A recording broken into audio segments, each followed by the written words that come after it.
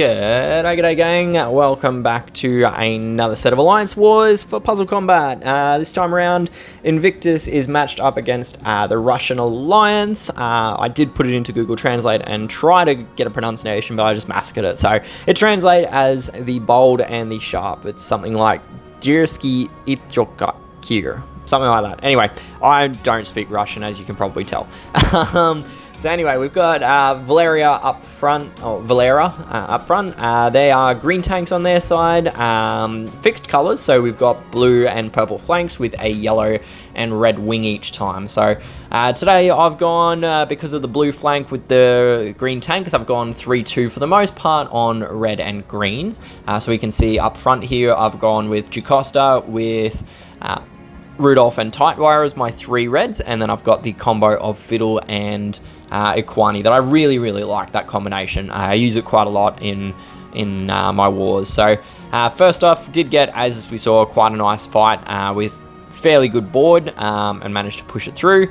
Next up, we've got Nesha, or Nesher, I don't know, something closer to a meta defense, I guess. So I've got a couple of the Portal Troopers with a Emerald tank, Hypernova flank with, well, only one Portal Trooper, but mostly Season 2s of the newer generation with Doodle and Hypernova in there, who are both very good flanking heroes. So 3-2, again, as I mentioned, so we've gone with Pulse and Bunraku, both of whom give speed improvements effectively for the slowness of both Mev and Arya and Syntax. So we do have double charge control on this team, which does make it quite a bit easier to push these fights through once we get the board rolling a little bit. So we can see we've done a fair bit of damage. We've got Insanity out on most of them, and we'll finish it off with Insanity on Doodle here from Syntax, if he doesn't dodge everything. But we managed to get the damage, or enough damage off, and now it's just about finishing the right side. So passive charge from the minions on Pulse really doing their work.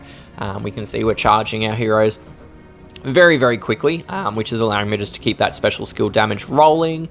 And most importantly, we're keeping that Insanity up and running as well. So this should be enough to finish it off with Syntax, presumably, provided that she doesn't dodge something else, which she does not. And there we go, 2 from 2 so far. Pretty good start, I guess. Yeah, next up we've got Erotica. So another Emerald tank, Hypernova flank. As I mentioned, it's always blue one flank and purple on the other flank. So we've gone in with another green and red split. This time I've gone with Hairwear, which is a little bit unusual. I don't normally use him as a preference hero, but I figured now that I've got his variant bonus leveled up, maybe we can see how he goes, see if it does anything to improve him. His damage is still going to be bad, like there's no way around that, but maybe the rest of him will be better with speed and survivability, so I figured I'd give him a whirl. Not a great board to open with. It did take a little bit of work to get that second red match, to get the kill off on Emerald, and unfortunately, because of the matching we had to do, we do see that Aviana has fired her skill off. We'll charge. We've got Scarlet, so we may as well just take advantage of that damage. I'm going to hold off on using either Aumi or Hairwear at this point, just because I have to wait out that effect from Aviana, seeing as she does ailment blocking, essentially. So yeah, we're just trying to work out the best match to make that will avoid putting any charge onto Aviana, preferably being able to also put a stop to Hypernova. So that is the benefit to Hairwear in his normal format, is that he does do a silence and a charge stop. So if he had have hit Hypernova there, we could have really been cooking in terms of stopping the skill from firing. But unfortunately, we didn't have that happen, and we've not been able to get rid of it because I couldn't get a red tiles to stop or to remove the buff with Rudolph. So yeah. So next match will trigger that time-based damage from Hypernova, which we saw there. Dealt a lot of damage, but did get the counter-attack off, which is really fortunate.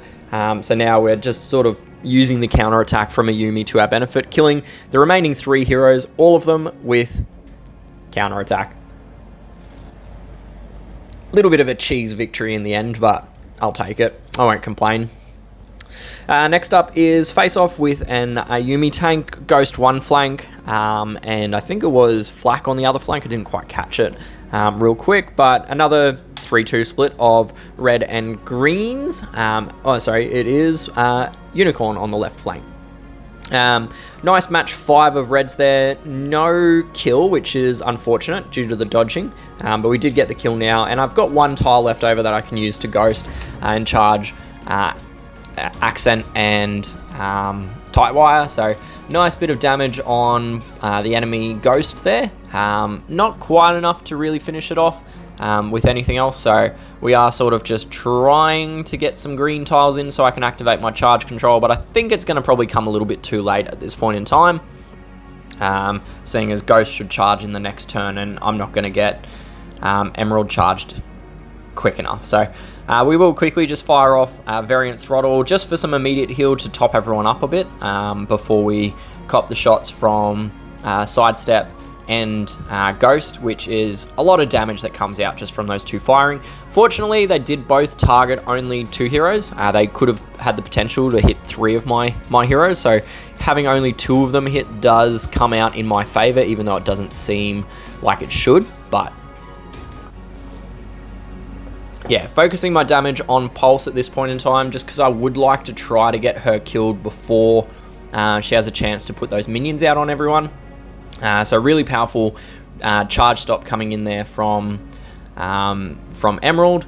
Lose Senya 1 turn a little bit late, I guess, in the end to keep her alive, or 1 turn early rather. But I did have to make the red match just to get the tiles into the right position. So Ghost some more green tiles.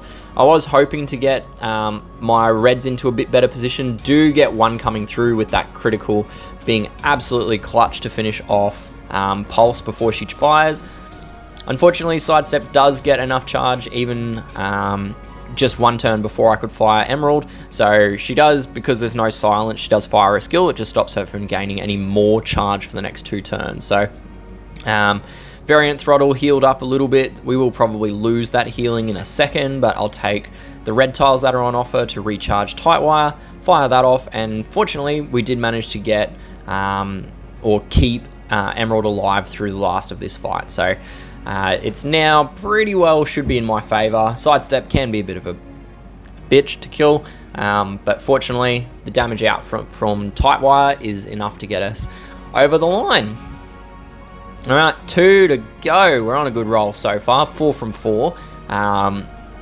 This is even, I'm not going to try and pronounce the name, I don't know how it pronounces, but yeah, another 3-2 green and red split. Yeah.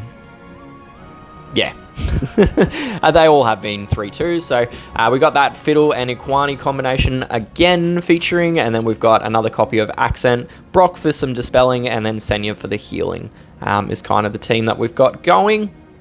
Amethyst in the middle is about to die, but I don't really have any tiles lined up to finish her off, like at all.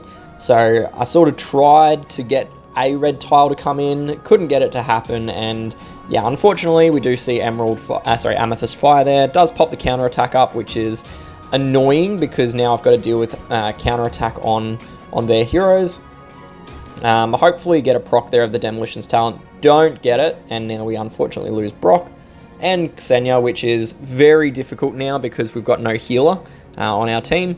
Sort of just going to go hell for broke at this point and see what happens. It's not going to be a pleasant fight from here, really, because with no healer and a lot of damage on their heroes, it's, yeah, pretty much Jova. So our perfect run does end right there. So yeah, we'll just go back in for the clean, finish it off with our 6th flag. Good practice, stops anyone else having to use those flags or their flags to fix my stuff up. So we'll just go with a mono yellow team. No real reason, just because it's something a bit different, but we're going to go with the double Topaz and double Cooper with 8-bit anchoring in the middle to fix it all up. Now, normally I don't do mono.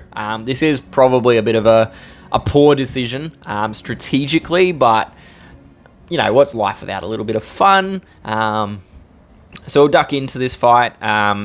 being mono, we are just exclusively looking for yellow tiles. So,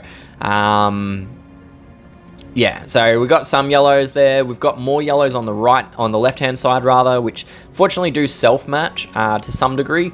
Not perfect. I would like one more yellow to join the one on the left, and do get that one yellow we needed. So we are a long way out of the woods now, so we'll just mash away with some of our damage, and yeah, we'll finish off Amethyst there with a Cooper, get her dedged, and then fire Cooper, and then Topaz to finish off the other Topaz. So this Cooper doesn't get the bonus damage. You can see the difference in the output between bonus damage and normal damage, but yeah, still very, very effective. You can see the left one has got 50% charge again. Anyway, that's it. I didn't capture the scores this time around, so we're going to end it there. Good luck with your own wars. Hopefully I'll catch you again soon, but until then, good luck, stay safe, and happy gaming. Cheers. Bye.